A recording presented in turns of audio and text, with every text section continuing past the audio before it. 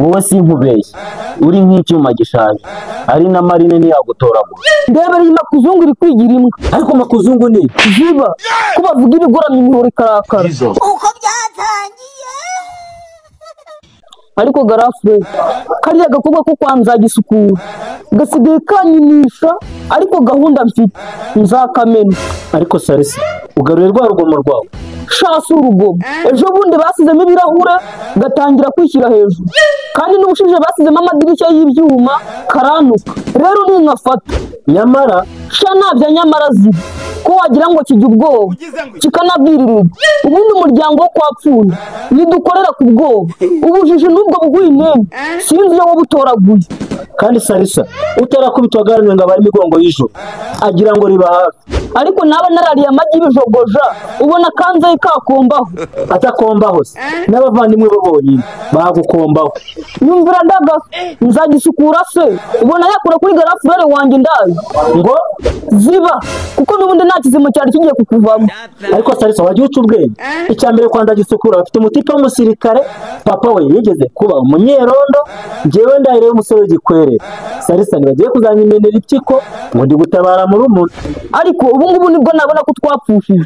njyewe Sarisa Pro Max nikora iperereza guhera ku gisokuru cya mbere na sogokuruza wo kwa data wacu ariwe kigwari cyabaga muri famiye yacu.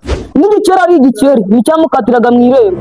none mana yanjye ndebera iyi makuzungu iri kwigira imbwa. ariko makuzungu ni ziba ko bavuga ibigoramye imihoro ikarakara. ubu nk'ayo mbwa yakagira inshotora murabura tuhita tujya kwataka. none ndi kukibwira umuntu yambangamiye kigatinya ngo bakimena impyiko. ariko Sarisa uzi ibintu byize kumbaho nyiri umwana ni ibiki se?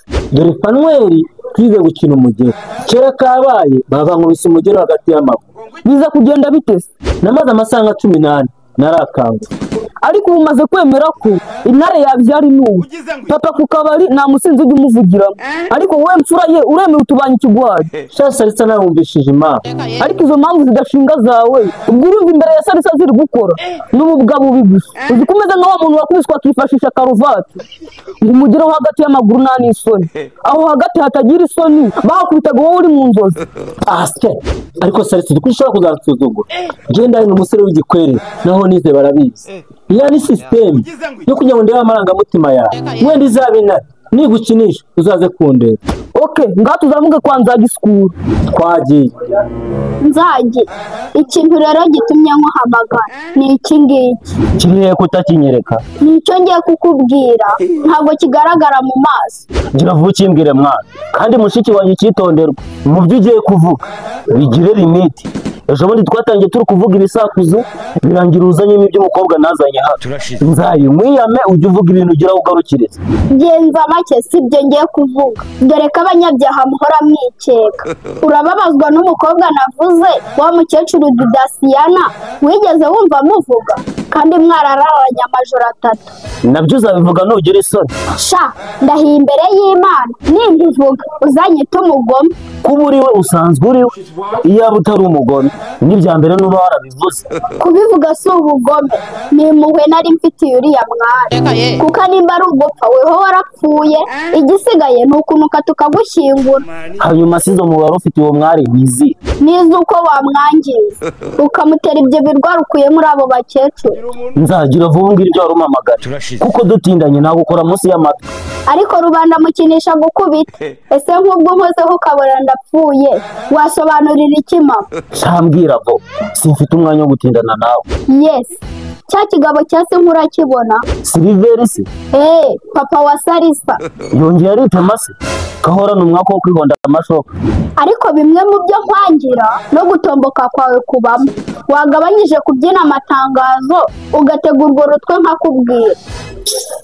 Sarisa amaze iminsi anyirataho, kandi bijya gutangira namubwiye ko ntari kuri levo ye, nongera mubwira ko niba ajya kunsaba bazansaba amashyo.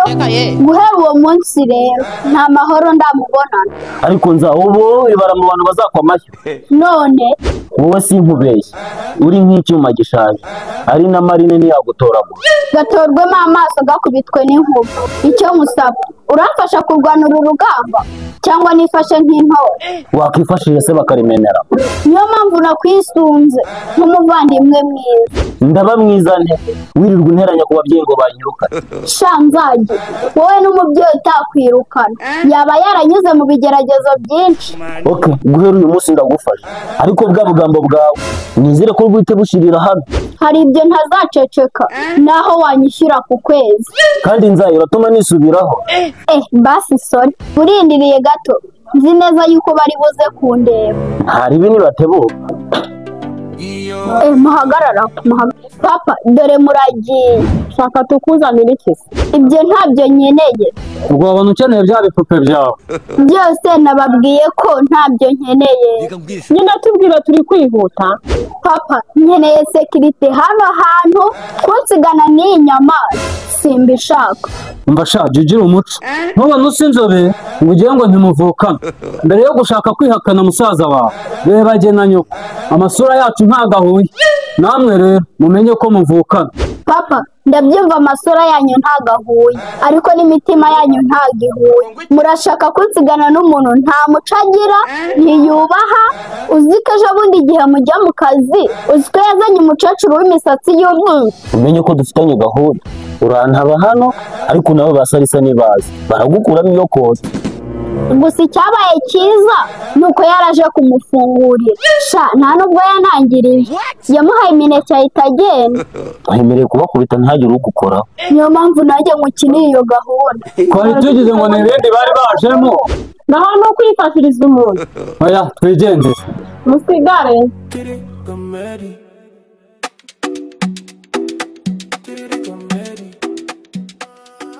Shu byifashe bite se? Umeze ute? Tumeze neza njye na mushiki wanjye. Arakubajije ngo umeze ute, kandi sha mba ndi kugukemanga. Wibuke ko nta minota ishize mugiriye ibanga nsanze ari ibyo. Papa yataha nawe ushaka iyo ujya. Abase ko dusengana. Usenga ryari se? Twasenganaga kera. Ndabyemera ko ari kera. Hanyuma ubu baje gukora iki? Babaze singaba. Bako muje gukora iki? Tuje gusura Sherwa. Muragashirira amenyo. Nzagi guhera uyu munota ndakwirukanye. Ntabibika nigende. Nawe basarisa nibaza wipapu n'imama. Baburetse. Nta byababuretse ubundi nari mpamvu yo gushakarana. Sha ndamwirukanye kubera guhaga imico ye, ariko ikibazo basarisa nibaza. Mana yanjye inkoni nshobora kwikopesha.